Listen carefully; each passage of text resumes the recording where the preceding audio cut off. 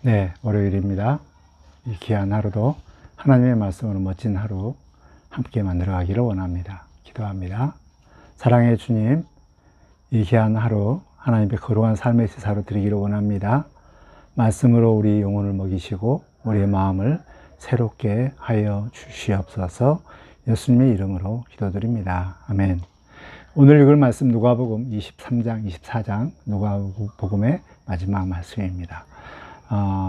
모든 복음서가 다 그렇듯이 항상 복음서 끝은 예수님의 십자가와 십자가의 죽으심과 부활에 대한 이 내용입니다.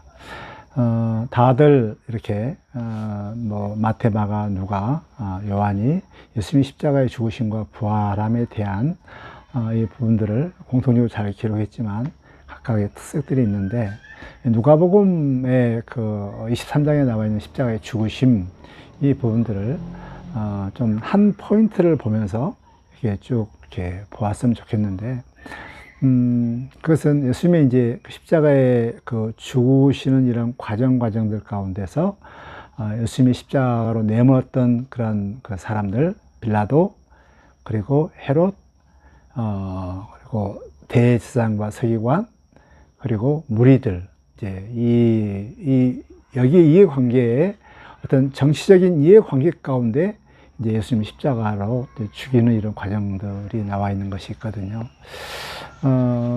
대표적으로 이제 그 예수님은 어쩌면 참 공공의 적이 되는 것이 됐는데, 다들 특히 이제 빌라도가 있는데 이때 고소가 들어온 것입니다.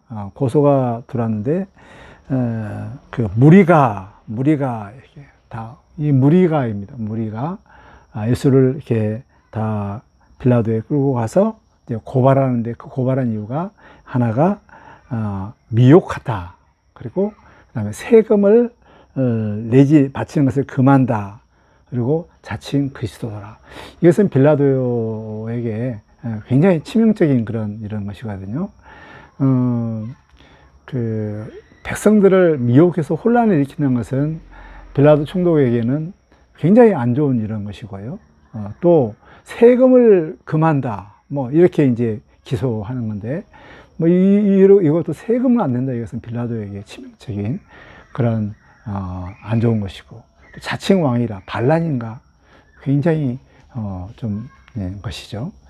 이랬을 때 이제 빌라도가 이건 빌라도에게 굉장히 좀 위협적인 것으로 이렇게 봐서 신문을 해보니까 예수님은 네가 지청 왕이냐 그랬더니 네가 말대로 하였도다, 이렇게 이야기를 하잖아요. 이것은 긍정도 아닌 부정도 아닌, 그리고 어떤 다른 것들을 찾아볼 수가 없어가지고 마침 이제 예수가 갈릴리의 출신이라는 것을 알고 갈릴리에 해당되는 그 분봉왕 헤롯 안티바스가 마침 예루살렘에 와 있었거든요. 그러니까는 이 공을 무리들이 많이 요구하니까는 이 헤롯한테 떠넘기는 이 일들을 합니다. 굉장히 좀 빌라도가 정치 구단입니다.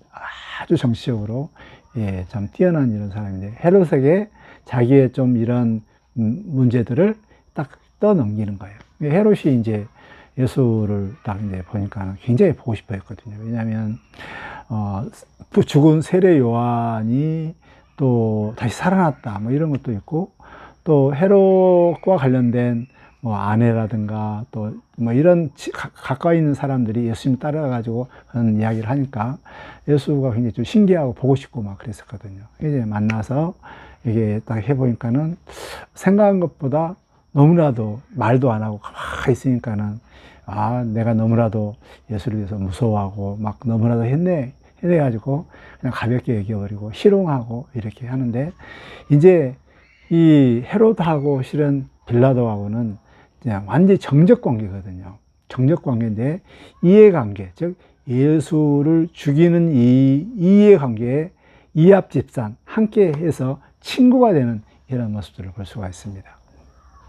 그래서 이제 헤롯이 보니까는 본인도 아무리 그 죄를 쌓아도 없어요. 그냥 다시 빌라도에게 이제 넘기죠. 빌라도에게 넘겼을 때 빌라도가 보니까는 아무리 찾아봐도 십자가 처형 죽일 그런 제목이 없어가지고 이제 무리들을 계속 설득하는데 3번이나 이렇게 계속 설득합니다. 설득하는데 무리들은 계속 이기죠. 그래서 무리가 이렇게 빌라도를 이긴다 표현이 있는데, 왜냐하면 빌라도는 정치인이잖아요. 정치인이 무리의 욕을 안 들어주면 또 밀란이 일어나고 또 너무 정치적으로 혼돈스러우기 때문에 결국 예수를 이제 그 십자가에 저들 뜻대로 내어주는 이런 것인데요. 이것 또한 빌라도 이것 때문에 그 수많은 민중들의 그런 여론몰이 이걸로 인해서 자기의 소신, 예수는 십자가에 죽일 만한 제목이 없다, 그래서 바나바를 내주겠다 이렇게 해도 그 소신을 소신대로 따르지 않냐고 백성들의 여론에 따라 해줍니다. 이것 때문에 결국 그 이후로 2000년 이상 동안 신앙을 배워가면서 계속 빌라도 이름이 계속 나오잖아요. 참 그래서 정말 이 소신껏 아무리 여론이 해도 자기의 소신과 또 자기 확신 가운데 밀고 나갈 때 밀고 가는 것이 정치인에게 덕목이 아닌가 생각이 드는데요. 여하튼 참 이렇게 빌라도, 헤롯, 그 다음에 대장과 서기관들은 워낙 예수님께서 저들의 외식들을 이렇게 공격했고 저들의 형식적인 것을 비난했고, 참 그래서 헤롯이나 빌라도나 또 이런 대장 서기관들은 이렇게 하는데 무리들이 왜 이렇게 갑자기 변했을까? 무리들이 정말 예수님께서 저들을 먹이고 가르치고 저들을 위해서 식사할 겨를도 없이 저들에게 가르치고 위로하고 다 했는데 왜 무리가 저렇게 완전히 이렇게 변하게 됐을까? 아마 이제 그 이유는 뭐 제자 가룟 유다가 변한 것하고 거의 비슷한 것이 되지 않는가 생각이 드는데, 가룟 유다도 그러고 무리들도 그러고 예수 저분은 우리를 로마의 앞잡이에서 구원시켜주고 우리를 해방시켜주고 우리를 다시 다윗의 왕국으로 세웠을 분이라고 생각을 딱 했는데, 그건 정치적인 메시아로 생각했는데 전혀 다른 쪽으로 가버린 거예요. 그러니까 이제 헤롯도 가룟 유다도 또한 예수님을 배신, 뭐 지저스 슈퍼스타 여기서도 그런 약간 그런 내용들이 나오는데 아마 그러지 않았을까 그렇게 이야기합니다. 무리들은 거의 백성 다 왕을 삼으려고, 예수를 왕을 삼으려고 얼마나 무리들이 애썼는지 몰라요. 그러나 그들의 요구를 따르지 않고 또 정말 정치적 메시아가 아니라 정말 영혼의 메시아로 이렇게 저들 뜻과 맞지 않기 때문에 완전히 저들이 민심이 딱 돌아서는, 그래서 예수를 십자가에 이렇게 처형시키는 이런 것으로 되어집니다. 보면 굉장히 좀 그 정치적인 이합집산으로 인해서 결국 예수를 이제 죽이는 이런 모습인데, 이게 결국 예수님이 이제 십자가에 이제 처형되는 과정 가운데서 예수님께서 참 뒤따라 울면서 따라온 여인들에게 나를 위해서 울지 말고 너희 예루살렘의 자녀와 너를 위해서 울라 하면서 굉장히 좀 저들을 오히려 위로하는 그런 것이 있죠. 이제 예수님께서 이제 십자가에 죽으시고 나서 비록 정치적인 사형수였고 정말 모든 사람 공공의 적이었고 참 그랬는데, 나중에 이제 십자가 처형을 했던 그 백부장의 입에서 정말 예수님은 저분은 의인이었다, 이것은 정치적인 어떤 승리라고 할 정도로까지 되어진 것이죠. 정치적인 승리. 그리고 예수님이 십자가에 정말 이렇게 극악범을 했다면 어떻게 의인의 그런 묘실에 이렇게 묻힐 수 있겠는가? 정말 한 번도 쓰지 않냐는 부자의 묘실에 함께 묻히게 되고, 이런 모습들이 이제 예수님은 정말 다시 이제 여기서부터 반전이 일어나게 되고요. 예수님이 십자가에 죽으실 때 내 영혼을 이렇게 부탁하나이다. 이것은 예수님께서 하나님께서 예수님께 주셨던 인류 구원의 모든 사역들을 순전하게 다 이제 순종한 다음에 순종했으니 이제 내 영혼을 아버지 손에 맡깁니다 하는 그런 진정한 아들됨의 이런 아름다운 모습들을 이렇게 볼 수가 있습니다.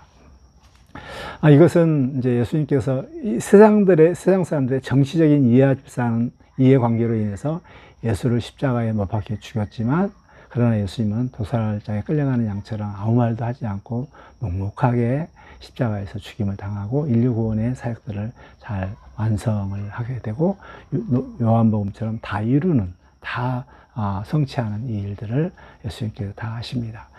이 인간들의 이합집산 또 정치적인 이런 걸로 인해서 비록 예수님이 십자가에 죽임을 당하지만 이것을 통하여서 하나님께서는 인류 구원의 역사를 이루어 가시는 정말 우리 하나님의 놀라운 또 반전, 또 숨어 있는 이 비밀. 그래서 많은 사람들이 이 비밀들을 알지 못해서 예수 뭐 사형수 아닌가? 예수는 뭐 유대교 그 정치 지도자들 이 반감에 의해서 바리새인 또 서기관 종교 지도자들의 그러한 기득권의 저항으로 인해서 여기에 결국 실패해서 저들에 의해서 뭐 죽임을 당했다, 뭐 여러 가지 그런 이야기가 있는데 그것은 정치적인 이해관계에서 되는 것이고 이 인간들의 사악한 정치적인 이런 것에 의해서 죽임을 당했지만 이걸 통해서 우리 하나님께서는 자기 아들 예수를 인류 구원의 대속물로 이렇게 드리는 정말 속죄하는 그런 숨어있는 이 비밀. 그래서 십자가는 굉장히 비밀스러운 우리 하나님의 인류 구원의 사역이고 참 거대한 이런 구원의 이런 모습이라는 것을 우리가 알 수가 있습니다. 24장에 이제 부활 이야기가 나오는데, 이제 부활 내용들 가운데 이제 무덤에 갔고, 그리고 이제 누가복음에서 톡톡하게 나와 있는 엠마오로 가는 이런 제자들, 그리고 예수님이 직접 나타나서 나는 부활체의 모습을 보이고, 그리고 나서 승천도 누가복음만 유일하게 있거든요. 그래서 24장에서 전체적으로 이제 굉장히 좀 강조되는 것들 중에 붙잡아야 할 게 뭐냐면, 그 예수의 부활은 너무 기뻐서 믿을 수 없는 그런 일인데, 근데 이제 무덤에 갔던 여인들이나 베드로나 또 엠마오로 가는 두 제자나 또 11제자 모두 다 문제는 뭐냐면 예수님께서 그렇게 말씀했던 것을 잊지를 못해요. 내가 저들 가운데 십자가에서 죽고 고난받고 3일 만에 부활하라. 이것을 몇 번이나 말씀했거든요. 근데 실제로 죽임당하고 3일째 부활한 이 내용들에 대해서 예수님의 생각들을 이렇게 잊어버려요. 예수님께서 천사가 나타났어도 다시 천사들에게 그렇게 갈릴리에서 이야기했던 것들을 기억 한번 해봐라. 그렇게 할 정도로 다시 이야기해요.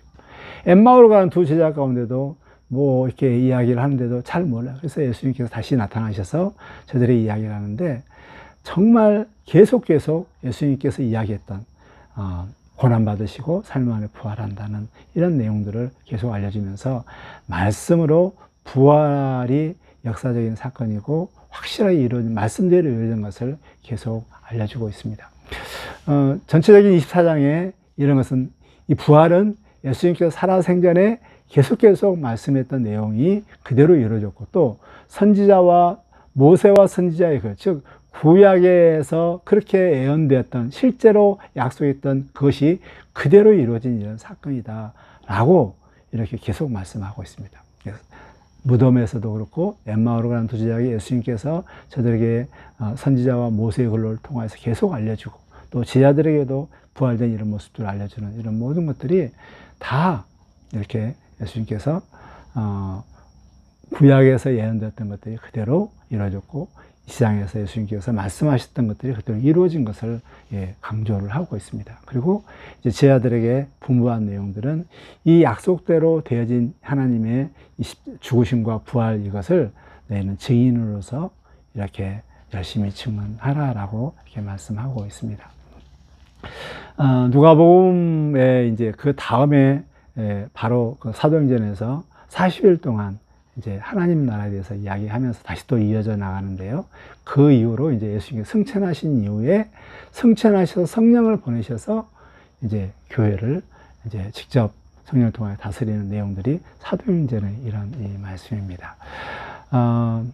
십자가의 죽으심, 이것은 인간들의 정치적인 이런 모습으로 죽은 것 같지만 그러나 하나님의 비밀로서 인류 구원을 하기 위한 하나님의 속죄 사역이었다는 것을 이렇게 23장에서 말씀하고 또 24장 부활은 정말 성경대로 또 하나님 주님께서 그렇게 말씀하신 대로 약속대로 부활하신 분이라는 것을 우리가 다시 한번 믿고, 우리 예수님께서 약속대로 다시 오시는, 성천하시면서 보는 듯 다시 오리라 하는 그 약속들을 우리가 다시 믿고, 부활하신 예수님, 다시 오실 예수님을 우리가 기대하면서 열심히 복음 증거하며 사는 이런 삶을 사는 저와 여러분 되기를 주의 이름으로 축복합니다.